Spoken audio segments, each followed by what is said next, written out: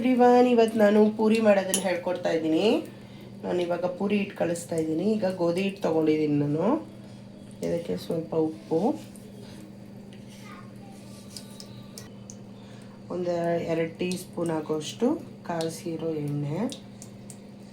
ಸಾಫ್ಟಾಗಿರುತ್ತೆ. ಇವತ್ತು ನಮ್ಮ ಮನೆಗೆ ನಮ್ಮ ಪಪ್ಪ ಮಮ್ಮಿ ಬಂದಿದ್ದಾರೆ, ಅವ್ರಿಗೋಸ್ಕರ ಮಾಡ್ತಾಯಿದ್ದೀನಿ.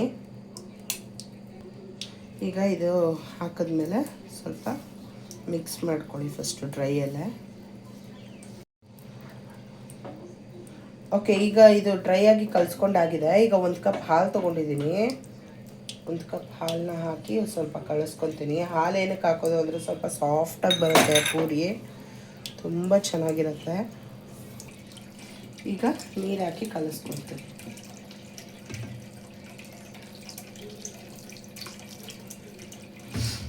ಸ್ವಲ್ಪನೇ ಹಾಕಿ ಕಲಿಸ್ಕೊಳ್ಳಿ.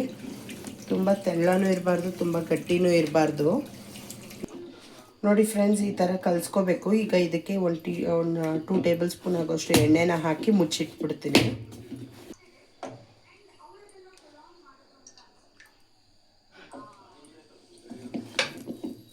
ಈಗ ಚೆನ್ನಾಗಿ ನಾದಿ ನೀಟಾಗಿ ಇಟ್ಟಿದ್ದೀನಿ.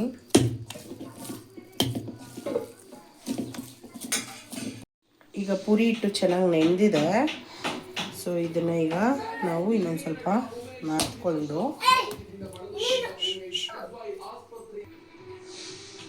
ಉದ್ದಕ್ಕೆ ರೋಲ್ ಮಾಡಿ ಈ ಥರ ಸಣ್ಣ ಸಣ್ಣ ಬಟ್ಟಾಗಿ ಕಟ್ ಮಾಡ್ಕೊಳ್ಳಿ. ಕಟ್ ಮಾಡಿಕೊಂಡು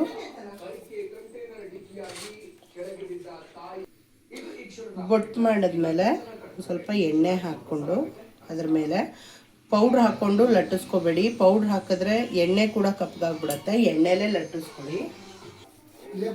ಜಸ್ಟ್ ಎಣ್ಣೆಲೇ ಸ್ವಲ್ಪ ಲೈಟಾಗಿ ಸ್ಪ್ರೆಡ್ ಮಾಡ್ಕೊಳ್ಳಿ. ಈಗ ಎಣ್ಣೆ ಕಾದಿದೆ, ಪೂರಿ ಲಟ್ಟಿಸ್ಕೊಂಡಿದ್ದೀನಿ. ಈಗ ಒಂದೊಂದೇ ಪೂರಿನ ಎಣ್ಣೆಗೆ ಹಾಕ್ಕೊಂಡು ಬೇಯಿಸ್ಕೊಳ್ಳೋಣ. ನೋಡಿ ಚೆನ್ನಾಗಿ ಉಟ್ಕೊಂಡು ಬರ್ತಾ ಇದೆ.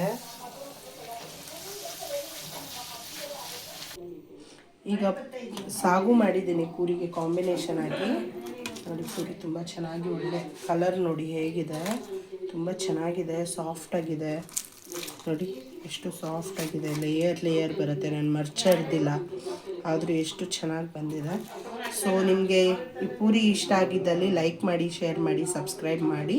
ನಿಮ್ಗೇನಾದರೂ ರೆಸಿಪಿ ಬೇಕಾದರೆ ಕಮೆಂಟ್ ಮಾಡಿ, ಖಂಡಿತ ಅದನ್ನು ಕೂಡ ನಾನು ಮಾಡಿ ಹಾಕ್ತೀನಿ. Thank you so much.